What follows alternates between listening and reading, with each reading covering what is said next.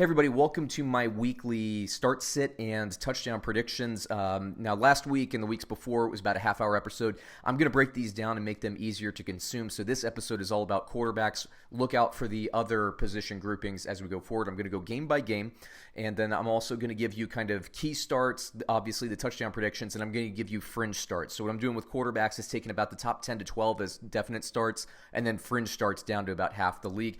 Before we get rolling, please remember to like this video and subscribe to the channel. We want to become a YouTube partner so that we can actually do some more things and improve our production quality. To do that, we have to become the partner, and all you need to do, it's very easy for you, just hit the like and the subscribe button. We can get there.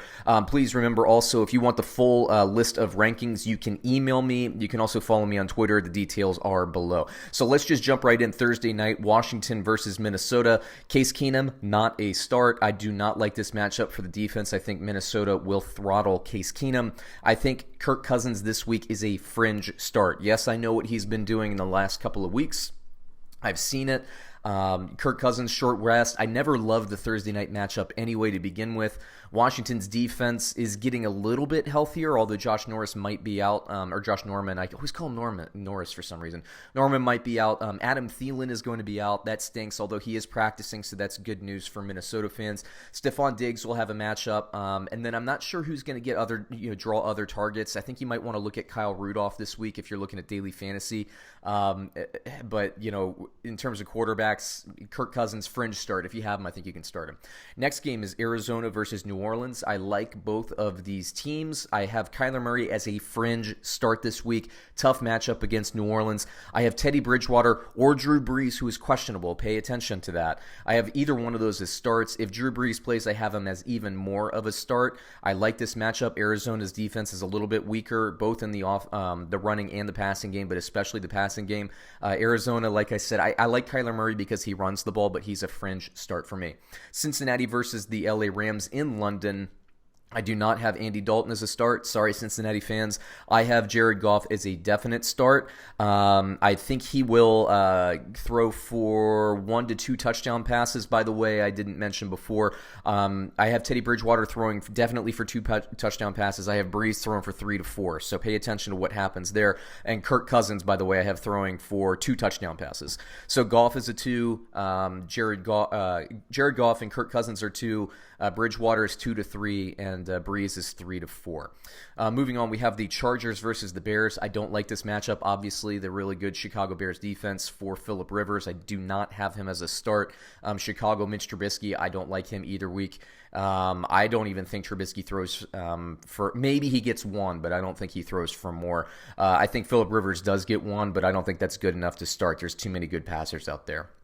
Next game, New York versus Detroit. I have Daniel Jones as a fringe start. I have him throwing for 2 touchdown passes, but I do think he's going to turn the ball over a little bit. I have Matt Stafford as a definite start. He's definitely going to get 2 to 3 touchdown passes this week. For New York, I have Sam Darnold as a sit against this Jacksonville defense. I have Gardner Minshew. He was almost a fringe start, but I have him as a sit this week.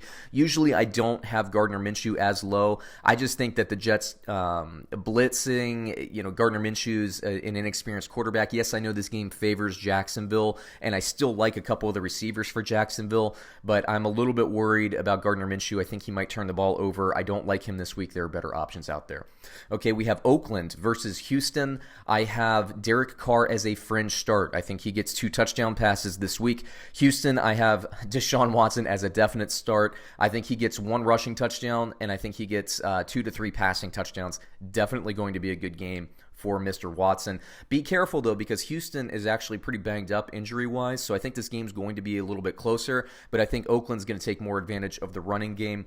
So Derek Carr, while I think he has a nice game, I don't think from a fantasy point of view he's necessarily a start. He's a fringe start if you have better options out there. I would go ahead and play the better options. Philadelphia versus Buffalo. This Buffalo defense is too good for me to feel great about starting Carson Wentz. I realize he's going to be the starting quarterback for a lot of people out there, and if you want to insert him in your lineup and not find somebody off of waivers, I get it, but he's not a start for me this week.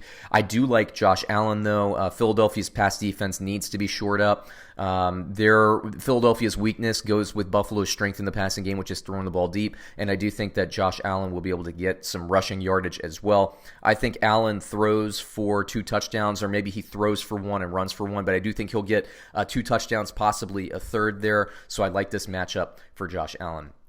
Okay, we have Seattle versus Atlanta. Russell Wilson, this is a great game for him. Atlanta's defense is, gosh, man, they're like Swiss cheese. They can't seem to give up less than 30 points to anybody. Russell Wilson with that passing attack and his arsenal of wide receivers, while I still think Chris Carson is a good start, I think this passing game is going to go off for Seattle. I think Russell Wilson is a definite start, one of my favorites of the week. He actually, along with Deshaun Watson, is my top-rated quarterback of the week. He goes for 3 to 4, I believe, this week, combined rushing and passing. For Atlanta, if Matt Ryan is healthy enough, I would have had him as a start with a 2 to 3 touchdown performance, but he's banged up, so buyer beware there. Pay attention to NFL.com/inactives. Look for him before game time. I think if you're playing daily fantasy, maybe you can scoop Matt Ryan up because this passing offense is so good for him. But, him banged up, I don't love the matchup this week. Analytically speaking, it doesn't really take into account the ankle injury. Analytically, like I said, 2 to 3 touchdown passes if he were healthy. But, we got to see how he's hobbling.